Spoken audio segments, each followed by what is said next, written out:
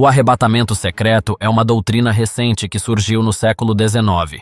Ela não fez parte da história da Igreja e tampouco respeita os textos tal qual eles são. Falando sobre a sua vinda, Jesus disse que o fim do mundo será como um campo com joio e trigo. Jesus disse que para que aconteça a colheita, ambos precisam crescer e amadurecer juntos. O trigo não é colhido antes do joio, e nem o joio separado do trigo, mas tudo acontece ao mesmo tempo. No momento em que o trigo é levado para o celeiro de Deus, o joio é destruído pelo fogo. Essa é a real linha do tempo do fim do mundo. Jesus também ensinou que os últimos dias serão como os dias de Noé. No momento em que os justos são separados dos ímpios, os ímpios são destruídos, são levados pela destruição final do último dia e não há um tempo de segunda chance. Ou seja, no fim do mundo não haverá uma colheita secreta do povo de Deus. Assim como Ló, que representa a igreja, que foi retirado da cidade e os demais que ficaram foram destruídos, assim também os ímpios que não fizerem parte do arrebatamento serão destruídos. Depois do arrebatamento não ficará ninguém vivo. A linha do tempo apresentada por Jesus contém apenas um arrebatamento, e esse arrebatamento pertence à vinda de Jesus, ele não é um evento separado. Portanto, vemos que a ideia de 2 arrebatamentos não faz parte dos ensinos de Jesus. Qual a diferença do arrebatamento para a segunda vinda? O arrebatamento é invisível. Só os crentes vão ouvir a trombeta e vão ver, porque os mortos em Cristo vão morrer e depois os vivos vão ser arrebatados. A segunda vinda, todo olho verá. E é comparado como um relâmpago que sai do Oriente para o Ocidente. Assim há de ser a vinda do Filho do Homem. Portanto, o arrebatamento secreto não passa de um acréscimo de arrebatamento. Essa doutrina nunca foi ensinada pela Igreja, mas permaneceu sendo secreta até ser inventada no século XIX. A essência dessa doutrina é acrescentar, pegar textos e impor narrativas que não existem no texto. Um bom exemplo seria esse dado pelo Lamartine Pozzella. Mas aí alguém vai dizer, mas pastor, onde é que está na Bíblia que vai ter o arrebatamento? Está lá em 1 Tessalonicenses, capítulo 4, versículos 16 e 17. Porquanto o Senhor mesmo, dada a sua palavra de ordem, ouvida a voz do arcanjo e ressoada a trombeta de Deus, descerá dos céus e os mortos em Cristo ressuscitarão primeiro. Depois nós, os vivos, os que ficarmos, seremos arrebatados juntamente com eles, ou seja, com os que morreram e estão ressuscitando, entre as nuvens, para o encontro do Senhor nos ares. E assim estaremos para sempre com o Senhor. Tá bom? Então o arrebatamento da igreja foi apresentado por Paulo, em que primeiro os mortos em Cristo ressuscitam e um cabelésimo depois os vivos vão ser arrebatados juntamente com o Senhor no encontro nos ares, tá bom? O correto seria ver esse arrebatamento como o arrebatamento da vinda de Jesus. Só que não. Eles impõem narrativas em cima de um texto que nem apresenta elementos secretos ou invisíveis.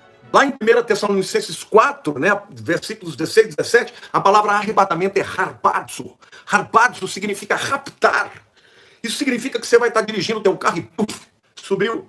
O que não se encontra no texto são as seguintes coisas.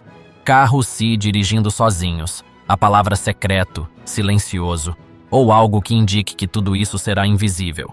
Por acaso tem como tornar invisível o som da trombeta de Deus? Tem como esconder o evento da ressurreição de todos os mortos salvos que podem estar enterrados em praticamente todo lugar? Tem como esconder a glória de Deus nas nuvens dos céus, se quando Deus visitou o Monte Sinai, o monte tremia e soltava muita fumaça e fazia muito barulho ao redor?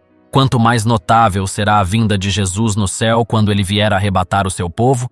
Portanto, quando respeitamos o texto, vemos que não existem elementos que justifiquem uma vinda secreta. Impor narrativas invisíveis, silenciosas e secretas é uma ideia extrabíblica sem ligação com o texto. Agora perceba o seguinte, isso é algo que os pastores do rapto secreto não costumam revelar. No contexto de 1 Tessalonicenses, vem como complementação o capítulo 5. Paulo, dando continuidade no capítulo 5, diz que esse arrebatamento é o mesmo arrebatamento da volta de Jesus, do fim do mundo. É dito que no dia em que a igreja for separada dos ímpios, o trigo separado do joio, haverá uma repentina destruição sobre todos os que não subirem, e de forma nenhuma alguém escapará da destruição. E Pedro confirma o mesmo, quando chegar o dia do Senhor, quando Jesus vier como um ladrão de surpresa para aqueles que não vigiaram. Os elementos da terra em fogo se desfarão, ou seja, será tudo destruído, não existirá os deixados para trás. E veja como foi exatamente isso que Jesus ensinou na parábola do joio e do trigo, e ao comparar sua vinda com os dias de Noé e de Ló. Perceba que todas as peças se encaixam em um único arrebatamento, e não dois. Se os adeptos do arrebatamento invisível lessem Tessalonicenses um pouco mais, veriam que o capítulo 4 está conectado ao capítulo 5.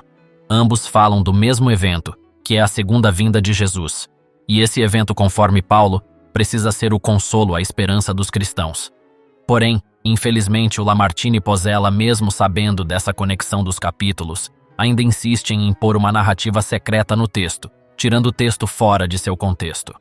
Irmãos, relativamente aos tempos e às épocas, não há necessidade que eu vos escreva, pois vós mesmos estáis inteirados com precisão de que o dia do Senhor vem como ladrão da noite. Queridos, o ladrão da noite ninguém espera, e ele rouba e ninguém vê.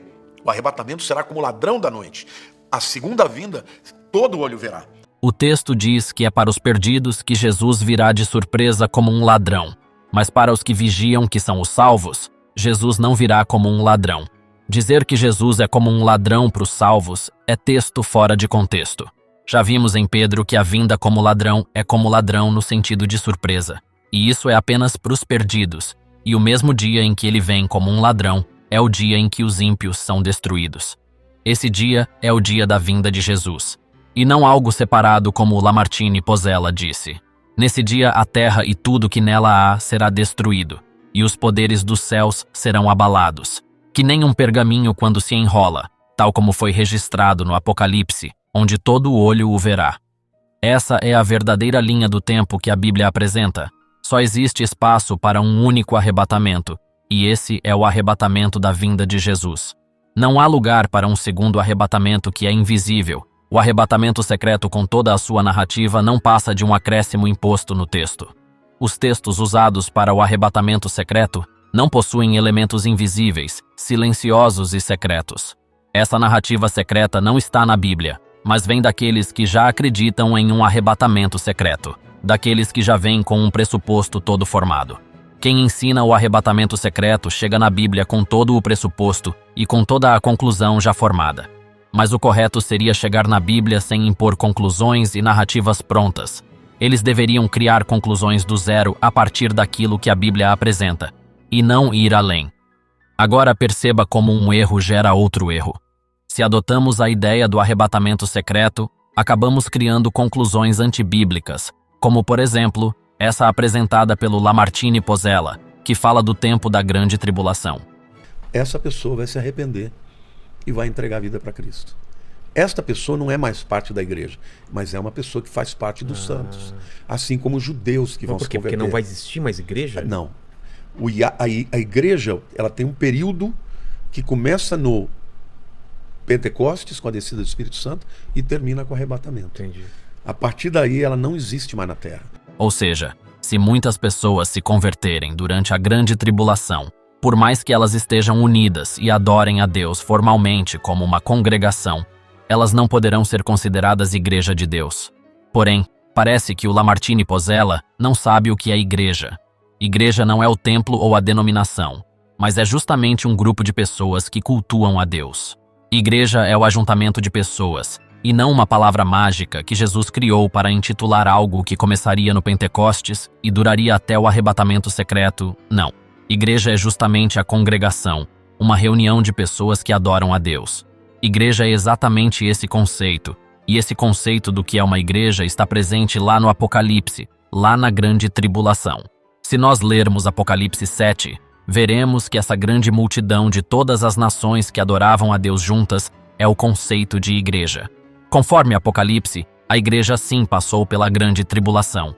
Dizer que a igreja acaba quando ela é arrebatada é uma heresia. O pré-tribulacionismo distorce o significado de igreja e confunde os seus seguidores sobre o que é ser igreja de Deus. Veja mais um texto onde os pré-tribulacionistas impõem uma narrativa pronta, que vai além do texto. O levantamento do anticristo só vai acontecer depois que aquele que o detém seja retirado. Essa é a promessa do Senhor. Lá em 2 Tessalonicenses, capítulo 2, versículos 7 a 10, A Bíblia diz assim: com efeito, o mistério da iniquidade já opera, e aguarda somente que seja afastado aquele que agora o detém. Então será de fato revelado o iníquo, a quem o Senhor Jesus matará com o sopro de sua boca e o destruirá pela manifestação da sua vinda. Ora, o aparecimento do iníquo é segundo a eficácia de Satanás, com todo poder e sinais e prodígios de mentira e com todo engano de injustiça aos que perecem, porque não acolheram o amor da verdade para serem salvos. Gente, aqui tem uma revelação tremenda. Presta atenção, a Bíblia diz que o mistério da iniquidade já estava operando no tempo de Paulo. Ou seja, o espírito do anticristo já operava. Mas ele diz assim: somente aguarda que aquele que o detém seja afastado. Quem detém o anticristo? É a igreja. É o Espírito Santo na igreja. Quando a igreja for arrebatada, o Espírito Santo continuará na terra, mas não dentro das pessoas. Essa narrativa imposta não se encontra no texto. Se formos para o início do texto, veremos que Paulo fala sobre quando acontecerá a vinda de Jesus e quando será a nossa reunião com ele, ou seja, nós só estaremos reunidos com Jesus apenas depois do reinado do anticristo, depois da grande apostasia. Portanto, nós, inclusive Paulo, estaremos juntos com Jesus apenas depois da grande tribulação. Pronto. É impressionante como os pré-tribulacionistas passam por cima da frase "nossa reunião com ele" e interpretam todo o texto como se apenas a vinda de Jesus fosse mencionada. O nome disso é cegueira. Aqueles que vão na Bíblia já com toda uma conclusão pronta estão cegos espiritualmente e permanecerão assim a não ser que eles se arrependam e busquem aprender com o texto tal como ele se apresenta. O texto diz que o ser reunido com Jesus e a sua segunda vinda é tudo junto e não separado como dizem os pentecostais.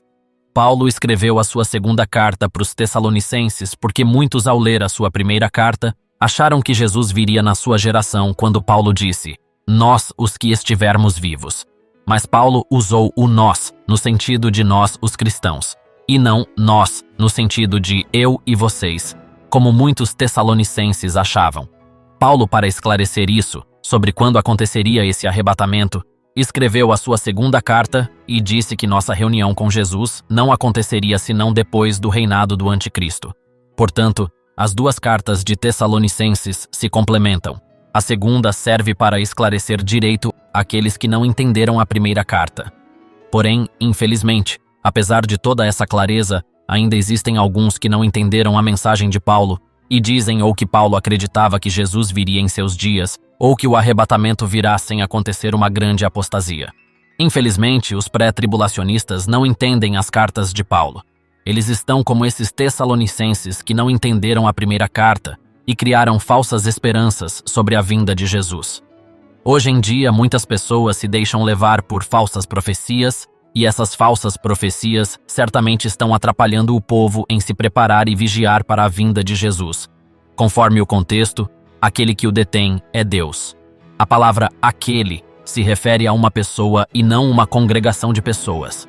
Deus é o único que comanda os 4 anjos para não soltarem os 4 ventos e vir o fim do mundo. É Deus que manda nessa operação do erro nos últimos dias. O próprio contexto diz que tudo acontece sobre a autoridade de Deus. E se é assim, obviamente aquele que o detém é Deus. Para aparecer o anticristo, é necessário que Deus permita que ele apareça. Aquele que o detém não é a igreja, pois a igreja é composta de seres humanos, e seres humanos em si mesmos não têm o poder para deter o anticristo. Todos aqueles que defendem o arrebatamento secreto nunca conseguiriam defendê-lo sem usar o truque do pressuposto pronto. Essa doutrina vive de pressupostos, de acréscimos de narrativas em textos que não dão elementos que justifiquem essas narrativas. Agora perceba com esse exemplo dado pelo Lamartine Pozzella, como essa doutrina força a pessoa a ter as respostas erradas, fazendo as perguntas erradas. Muita gente diz que os crentes vão passar pela grande tribulação. Deixa eu perguntar para vocês, vocês acreditam nisso? Eu quero dar algumas razões por que a igreja não passa pela tribulação. A primeira razão é porque as 70 semanas, gente, segundo Daniel 9:24, foram destinadas para o povo de Daniel e para a cidade de Daniel. Olha lá, Daniel 9:24. 70 semanas estão determinadas sobre o teu povo e sobre a tua santa cidade. Bom, se as 69 semanas estiveram só ligadas a Israel, né, que vai desde Artaxerxes, que assinou o decreto para o povo voltar livremente, até a morte do Messias Jesus. Se isso teve ligado só com Israel, por que a 70ª semana tem a ver com a igreja? É porque a 70ª semana não está ligada com a igreja, e tampouco foi separada em milênios das outras semanas. Não podemos ter uma resposta certa fazendo uma pergunta errada. A última semana já se cumpriu, a última não está separada das outras, mas está unida às 62 semanas, assim como as 7 semanas estão unidas às 62 semanas. Essa aliança da última semana já se cumpriu. Ela é a nova aliança inaugurada pelo sangue de Jesus, que fez cessar a necessidade de sacrifícios no templo quando o véu foi rasgado de alto a baixo. Essa nova aliança de Daniel é o cumprimento da profecia de Jeremias, que diz que no tempo do Messias seria feita uma nova aliança com a casa de Israel, onde sua lei seria escrita no coração ao invés de ser escrita na pedra. Porém, como vimos, mesmo com a morte de Jesus e o ministério dos apóstolos e a última pregação de Estevão, a nação de Israel não quis saber da nova aliança, mas preferiram a velha. Quem aceitou a nova aliança foi uma parte dos judeus, junto com outra parte dos gentios, ou seja, a igreja. Foi a igreja que tomou para si a aliança de Deus e substituiu Israel. Agora é a igreja que é a nação santa de Deus, povo escolhido, para ser sua propriedade exclusiva. Essas profecias que separam Israel da igreja, que criam narrativas prontas que vão além do que o texto diz, não passam de falsas profecias que tentam confundir o povo para que não sejam capazes de vigiar e reconhecer os sinais tal como Jesus pediu. As 70 semanas já se cumpriram, e nós já vivemos essa nova aliança da última semana. Essa separação de milênios na profecia não passa de um pressuposto extrabíblico, um pressuposto que surgiu no século XIX e que nunca fez parte da história da igreja. Agora veja esse outro texto famoso, muito usado por eles, mas que em si mesmo não possui elementos de algo secreto, silencioso e invisível. Porque guardaste a palavra da minha perseverança, também eu te guardarei da hora, da provação que há de vir sobre o mundo inteiro para experimentar os que habitam sobre a terra. Da tribulação que há de vir sobre o mundo inteiro. Ou seja, Jesus está prometendo à igreja: vocês que guardaram a minha palavra, a palavra da minha perseverança, eu guardarei vocês da hora. Veja bem, ele não está dizendo eu os guardarei na hora. Ele está dizendo eu os guardarei da hora. E no grego ainda é mais forte, porque usa uma preposição ex, que significa de dentro para fora. Por exemplo, esta preposição é a preposição que nós, da língua portuguesa, usamos quando escrevemos ex. Ex é sempre de dentro para fora. Êxodo significa saída. No inglês, exit é saída. Então, esta é a preposição que fala de dentro para fora. E Jesus está prometendo, porque vocês guardaram a palavra da minha perseverança, eu os guardarei da hora da grande tribulação que há de vir sobre o mundo inteiro.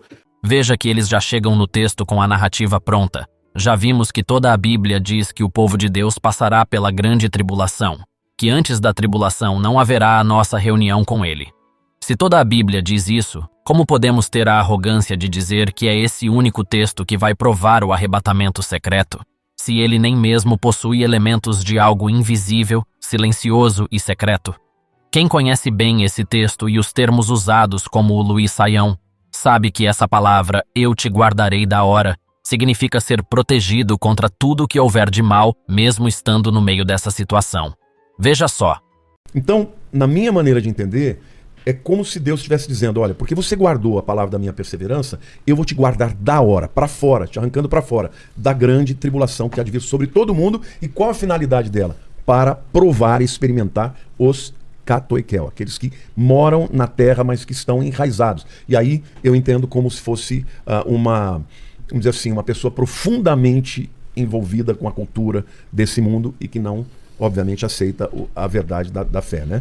Então, o argumento faz sentido, é utilizado, mas é discutível. Não, claro que é discutível. Até mesmo dentro da gramática, os usos, por exemplo, alguns falam guardar em meio a essa situação, existe uma... Não, mas em meio não é o ex. Então, mas... disso eu entendo. Não, peraí. Eu conheço bem as... Se você pegar todas as preposições com todos os seus usos, pega um A.T. Robertson com todas as suas variações... Mas ex é sempre de dentro para fora. Tudo bem. Não é no meio. Não é no meio. Você pegar no próprio léxico, você vai ver, não tem isso. Não, isso é o primeiro uso da preposição. É o mais frequente. Tem as exceções. Ele mesmo se contradiz. No início ele disse que a palavra tem esse uso sempre, e depois com uma pressão do Saião, ele acaba confessando que também existem suas exceções, ou seja, a palavra também tem seus outros usos. Portanto, pela sua própria boca, vimos que o seu argumento é frágil. Essa argumentação, que aparentava sempre firme, não passava de orgulho e soberba por não querer admitir que estava errado. A realidade é que essa parte de Apocalipse tem outras aplicações. E a aplicação certa é aquela que é coerente com os elementos do texto e coerente com os demais textos da Bíblia, que é ser protegido na hora da provação. Enquanto as 7 pragas são para os ímpios, a tribulação será para os salvos. Afinal, o sentido de tribulação é exatamente ser perseguido pelos ímpios. O sentido da palavra tribulação é justamente uma angústia de perseguição. Os ímpios não passarão por uma perseguição, mas serão eles os que causarão perseguição, a tribulação. O povo de Deus não sofrerá as 7 pragas, mas serão protegidos em meio à grande perseguição. E no final nós já sabemos, tal como foi profetizado em Apocalipse 7, os justos sairão da grande tribulação louvando a Deus, e então serão levados por Deus ao céu, a nova Jerusalém que Jesus preparou, e ficarão lá por 1000 anos reinando com Jesus. E no final dos 1000 anos, a nova Jerusalém, que é onde os salvos habitam, descerá do céu junto com Jesus, e daí para frente acontecerá a ressurreição dos perdidos para o juízo final, e assim por diante. Veja como uma leitura coerente, completa e respeitosa dos textos bíblicos nos ajudam a chegar às verdadeiras profecias. Essas ideias de arrebatamento secreto, milênio na Terra com pessoas comuns e glorificadas na mesma cidade, tal qual o Lamartine Pozella apresenta, não passam de erros que surgiram de uma falsa doutrina. Estes que sobreviveram entram no milênio. Só que também estarão juntamente com as pessoas normais, com corpos normais, estarão governando juntamente com Jesus todos aqueles que tiverem corpos glorificados. A Bíblia fala que aqueles que morreram, né, que foram martirizados, estes governarão com Cristo. A igreja vai governar com Cristo, os postos de liderança, né, em todos os aspectos. Vamos pensar aí nos juízes, nos deputados, se houver, né, políticos, acredito que vai haver, os senadores, os presidentes das nações, serão pessoas com corpos glorificados, porque nesse tempo Jesus governará o mundo com cetro de ferro e não vai haver corrupção nenhuma. Se o milênio for na Terra, as pessoas glorificadas e mortais estarão convivendo na mesma cidade? Onde a Bíblia ensina isso? O que a Bíblia ensina é que, uma vez vencida a morte, ela será vencida para sempre. Onde está, ó morte, a tua vitória? Os justos nunca mais serão vencidos pela morte. Depois da vinda de Jesus, a morte nunca mais terá vitória sobre os salvos. Os pré-tribulacionistas estão criando uma confusão na profecia ao não enxergarem que a profecia de Isaías era condicional. Leiam Jeremias e entendam por que não é a nação de Israel que cumprirá os propósitos de Deus, mas sim a nação santa, que agora é a igreja. Antes da segunda vinda? Antes Ou da com a segunda segunda vinda? Não, a segunda vinda é uma coisa, o arrebatamento é outra. Tá. O arrebatamento, ele é nos ares. A igreja sobe. 1 Tessalonicenses 4 diz que a igreja sobe. Fala, primeiro, os mortos ressuscitarão em Cristo e nós, os que estivermos vivos, seremos arrebatados juntamente com ele para o encontro com o Senhor nos ares. Na segunda vinda, Jesus desce com a igreja para a terra. O arrebatamento é invisível. A segunda vinda, todo olho verá. A Bíblia ensina apenas um arrebatamento, e esse arrebatamento é aquele que pertence à vinda de Jesus. Na segunda vinda, Jesus desce com a igreja para a terra. O arrebatamento é invisível. A segunda vinda, todo olho verá.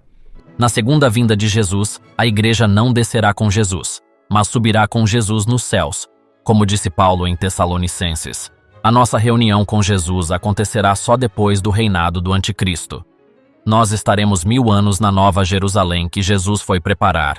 E no final do milênio, aí sim, Jesus descerá dos céus junto com os seus santos na Nova Jerusalém. E então começará o novo céu e a nova terra, e assim por diante.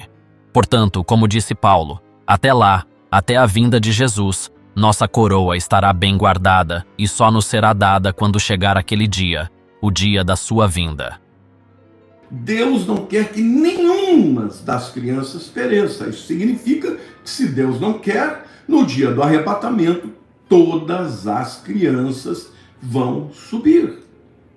Todas as crianças. Crianças, filhos de não crentes, vão ser arrebatados? Vão ser arrebatados. Pessoas com problemas de deficiência mental vão ser arrebatados? Vão ser arrebatados, porque são inocentes. Não sabem escolher entre a mão direita e a esquerda, entre o certo e o errado. Não sabem rejeitar o mal e aceitar o bem. Hoje a internet, ela tem muita gente falando muita coisa, sem provar na Bíblia. E muita gente falando heresia. Não acreditem em ninguém que não falar a verdade, provando na Bíblia. Vocês precisam ter fundamentação bíblica, gente.